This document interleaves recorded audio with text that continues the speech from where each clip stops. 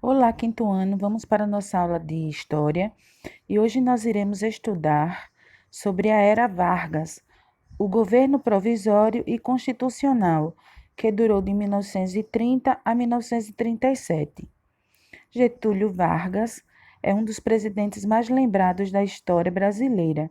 Ele governou o país durante 15 anos, que podem ser divididos em três fases: o governo provisório, o governo constitucional e o governo autoritário ou ditatorial.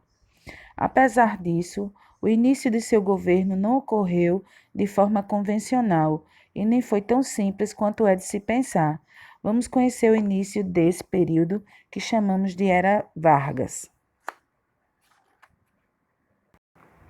Com a intenção de impossibilitar uma guerra civil no Brasil, o Estado-Maior do Exército decidiu intervir nas eleições e entregou a presidência ao segundo colocado, que era Getúlio Vargas. Assim, com um golpe dos militares, o período da República Oligárquica foi encerrado, entrando na presidência um indicado por oligarquias menos tradicionais e fortes do que as oligarquias que dominavam a política do país. Vamos para o período do governo provisório. Getúlio Vargas assumiu a presidência do país no dia 3 de novembro de 1930, com totais poderes. Assim, as primeiras medidas que ele fez foi fechar o Congresso Nacional, suspender a Constituição, limitar a autonomia dos estados, retirar governadores do cargo e nomear interventores. Essas medidas davam claro sinal de que Vargas mudaria a organização da política brasileira e, com ele, o Estado seria centralizador e interventor. No aspecto econômico, Vargas tentou salvar o preço do café no mercado internacional. Apesar dessa tentativa da valorização do café para agradar os cafeicultores paulistas, grande parte da oligarquia de São Paulo era contrária ao governo de Getúlio Vargas, bem como das medidas adotadas por eles.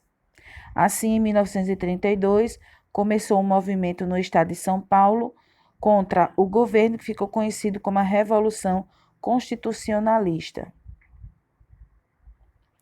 Apesar da derrota em 1933, Getúlio Vargas convocou eleições para a formação de uma Assembleia Constituinte.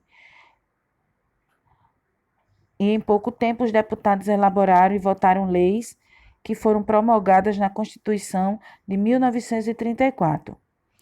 E as leis que foram criadas, e alguns pontos dessa Constituição foram a criação da Justiça Eleitoral, da Justiça Militar e da Justiça do Trabalho, a liberação do voto feminino com 18 anos como idade mínima para o voto e que o voto seria secreto, e a jornada de trabalho de 8 horas, que é um descanso semanal com férias remuneradas, estabelecimento do salário mínimo e a proibição da diferença salarial para as mesmas funções.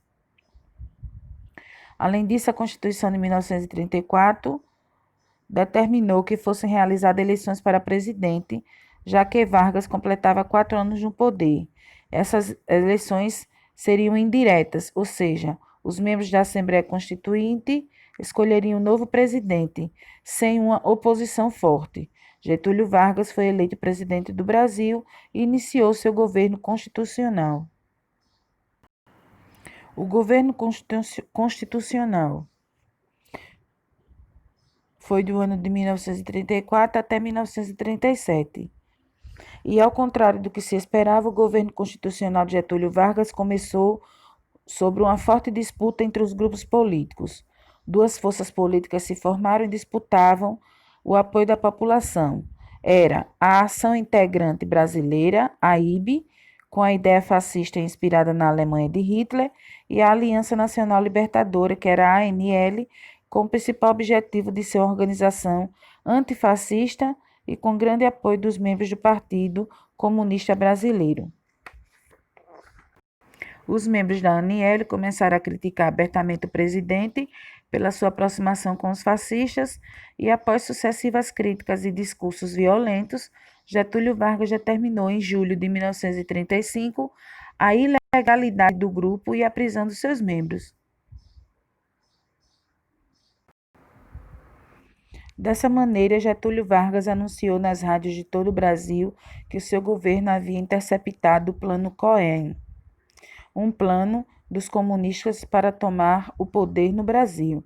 Com essa tensão, os parlamentares aceitaram o novo estado de sítio e abriram espaço para o golpe que daria início ao Estado Novo. O que os congressistas não sabiam era que o plano Cohen era falso, sendo apenas uma manobra de Getúlio Vargas para se manter no poder. Getúlio Vargas foi o primeiro presidente brasileiro a investir de forma consistente na industrialização do Brasil, bem como instituiu empresas nacionais para cuidar de aspectos de interesse nacional, como o subsolo brasileiro. Neste sentido, sua política econômica foi caracterizada como nacionalista. E agora, para finalizar, vamos marcar as páginas 7 e 8 do nosso livro e responder com muita atenção.